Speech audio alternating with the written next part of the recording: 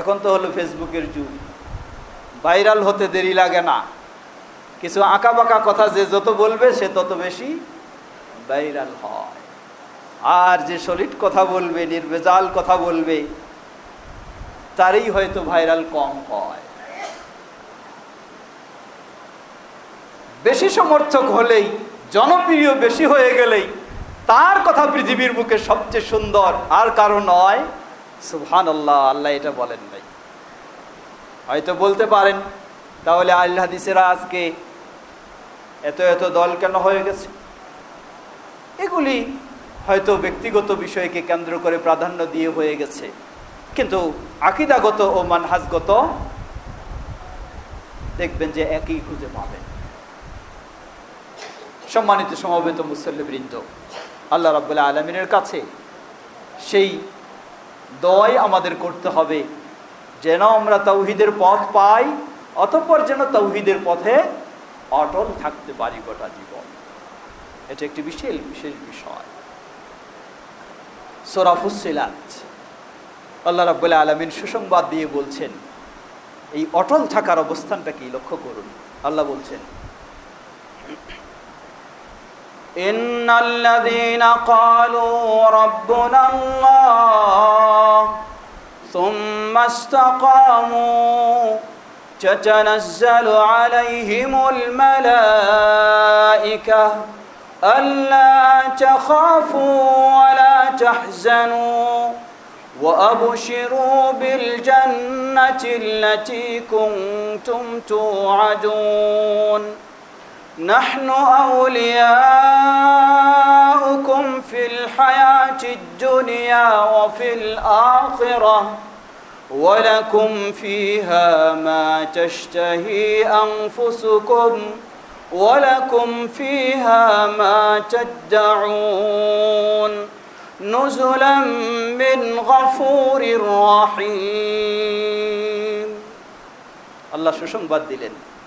আল্লাহ বলছেন, ইন্নাল্লাযীনা ক্বালু রাব্বুনাল্লাহ সুম্মা ইসতাকামু, যারা এই স্বীকৃতি দিয়েছে রাব্বুনাল্লাহ, আল্লাহ আমাদের রব।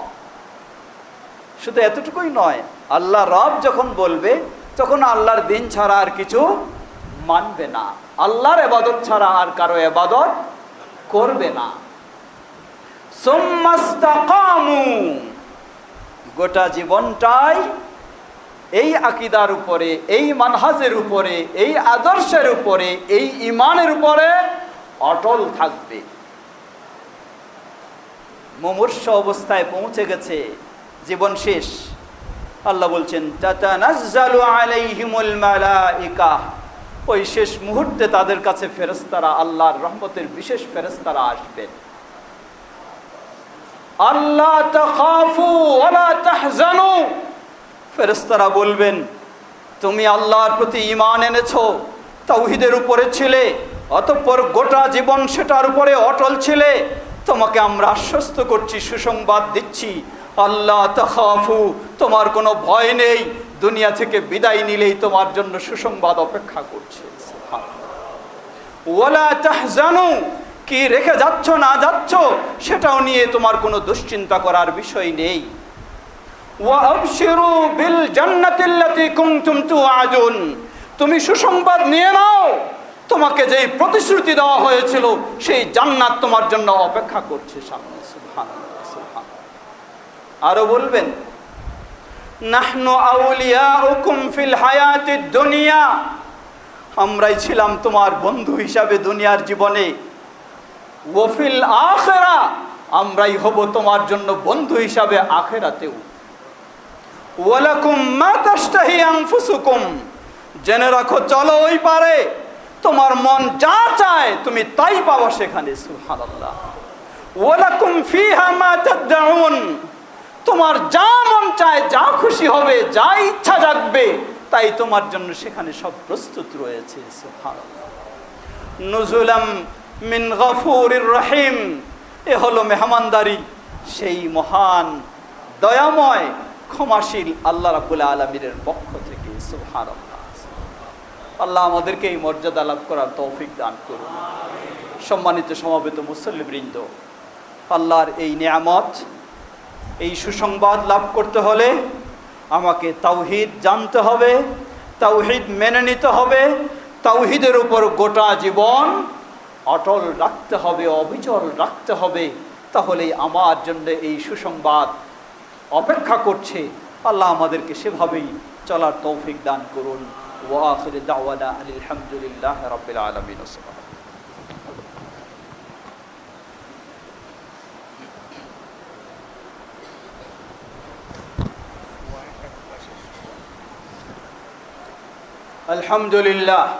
আলহামদুলিল্লাহ রাব্বিল আলামিন ওয়াসসালাতু ওয়াসসালামু আলা আবদিল্লাহি ওয়া রাসূলিহি নবিয়িনা মুহাম্মদ ওয়া আলা আলিহি ওয়া সাহবিহি আজমাইন, আম্মা বা'দ।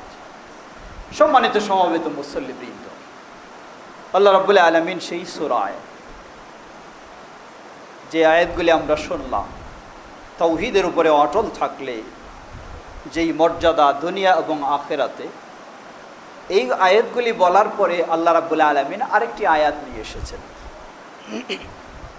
সেই 2-3টি আয়াত অত্যন্ত গুরুত্বপূর্ণ এবং এটার সহায়ক। আল্লাহ বলছেন এরপরের আয়াতে, ওয়ামান আহসানু কাওলাম মিম্মান দাআ ইলাল্লাহ ওয়া আমিলা সালিহান ওয়া ক্বালা ইন্নানি মিনাল মুসলিমিন ওয়ালা তাস্তাউিল হাসানাতু ওয়ালাস সাইয়্যাহ ইদফা বিল্লাতী হিয়া আহসান فإذا الذي بينك وبينه عداوة كأنه ولي حميم وما يلقاها إلا الذين صبروا وما يلقاها إلا ذو حظ عظيم।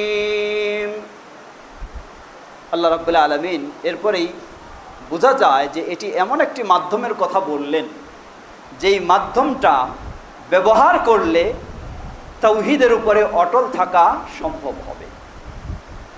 আল্লাহ বলছেন, ওয়ামান আহসানু কাওলাম মিম্মান দাআ ইলাল্লাহ, ওই ব্যক্তির চেয়ে কোন ব্যক্তির কথা অধিক সুন্দর হতে পারে যে আল্লাহর দিকে আহ্বান জানায়, আল্লাহর দিকে দাওয়াত করে। এখানেও একটা লক্ষ্য রাখবেন, আল্লাহ বলছেন ওই ব্যক্তির কথার চেয়ে কার কথা অধিক সুন্দর হতে পারে? কোন ব্যক্তি? যেই ব্যক্তির জনসমর্থন সবচেয়ে বেশি আছে, এটাই বলেছে। এখন তো হলো ফেসবুকের যুগ, ভাইরাল হতে দেরি লাগে না। কিছু আঁকাবাঁকা কথা যে যত বলবে সে তত বেশি ভাইরাল হয়, আর যে সলিড কথা বলবে, নির্ভেজাল কথা বলবে, তারই হয়তো ভাইরাল কম হয়।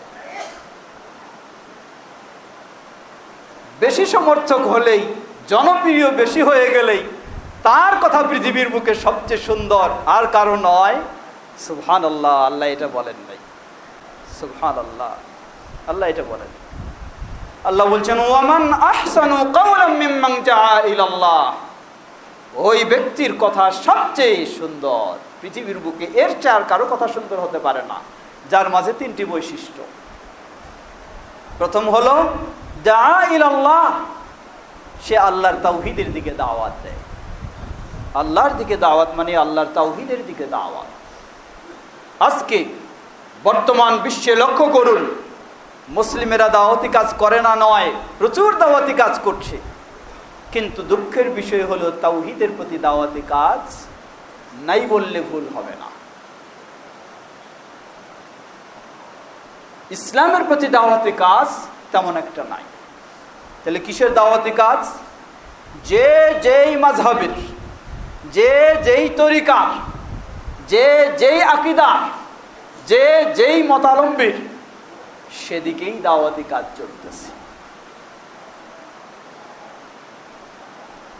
তাওহীদের দিকে দাওয়াতি কাজ খুব কম। বরং বলতে পারি, আমরা দাবি করতে পারি, আহলুল হাদিসেরাই তাওহীদের দিকে দাওয়াতি কাজ করে থাকে।